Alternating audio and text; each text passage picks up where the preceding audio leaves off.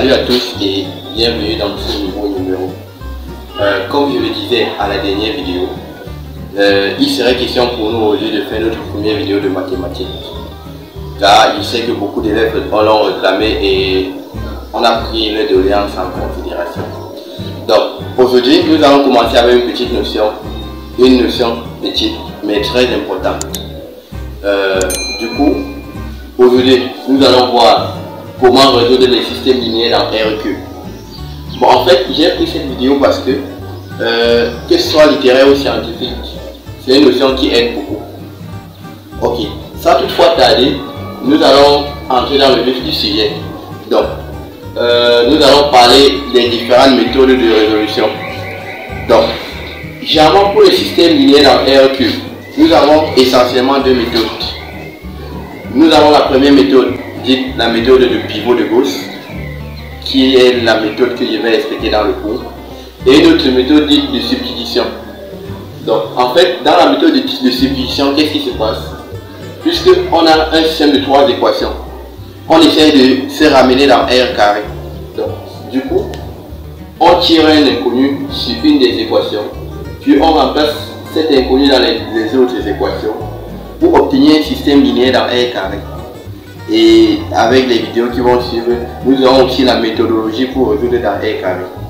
Ok, fini un peu de littérature, passons vraiment à la méthode de pivot de Gauss qui nous intéresse aujourd'hui. Donc en fait, lorsqu'on dit un système dans R-cube, ça veut tout simplement dire que c'est un système d'équations ayant trois inconnus. Donc la méthode de pivot de Gauss dit ceci: à chaque fois on fixe un pivot, parce que l'idéal c'est de quitter d'un système dans R cube pour arriver à un système dans R carré, puis arriver à un système dans R pour avoir une solution, et puis de revenir jusqu'à l'obtention de la dernière solution. Donc ce qu'on doit faire, c'est quoi?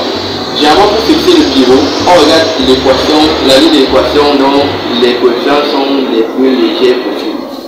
Donc par exemple ici quand je vois x, parce que l'idéal c'est toujours de faire partie x. Je vois ici, je vois x, il y a 1 sur x. Quand il y a rien, ça veut dire que c'est 1. Donc c'est mieux de prendre L1 comme pivot. Et dès qu'on prend, il est question de combiner L1 avec L2 pour avoir une équation en faisant partie x. Combiner L1 avec L3 pour avoir une autre équation en faisant partie x toujours. Donc nous voyons 2 ici et 1. Pour faire partie x, on est obligé de multiplier cette ligne par moins 2 et là par 1. Donc cela nous donne quoi? Nous aurons moins 2x plus 4y moins 6z qui est égal à quoi? À 4. Donc en multipliant tout cela par moins 2 et multiplié par 1 revient à ne rien changer, égal à 6. Maintenant, on fait ce qu'on appelle l'addition membre à membre. Donc, les x doivent partir, il doit rester 3y autant pour moi, moins 7z, égal à quoi? Égal à 10. On va appeler le monsieur ici L4. Maintenant, qu'est-ce qu'on doit faire? On doit toujours combiner le premier, dans la première équation qui était notre pivot, avec la troisième. Maintenant, nous avons déjà x et moins 3x. Donc, ça veut dire quoi? Il est question ici maintenant de multiplier là par 3 et là par 1, puisque les signes sont déjà contraints. En le faisant, on obtient quelque chose de ce genre. Donc, on a 3x moins 6y et plus 9z qui est égal à quoi? Moins 6 et moins 3x plus y moins 4z égale à moins 4. Et on fait plus ce qu'on appelle l'addition membre à membre. On obtient moins 5y plus 5z qui est égal à quoi? Moins 10. On appelle le monsieur ici L L5. Mais comme nous obtenons déjà un système de deux équations à deux inconnues, il serait question de fixer encore un autre pivot, puis combiner pour obtenir une équation de premier degré. Et dès qu'on a une équation de premier degré, alors là on a déjà une valeur de la solution. Donc une solution. Donc reprenons le système formé par L4. Donc c'est 3y moins 7z égale à 10 et moins 5y plus 5z égale à moins 10. Donc ici je préfère qu'on fixe L4 comme pivot. Donc il est question de combiner le L4 ici avec le L5 et obtenir quelque chose.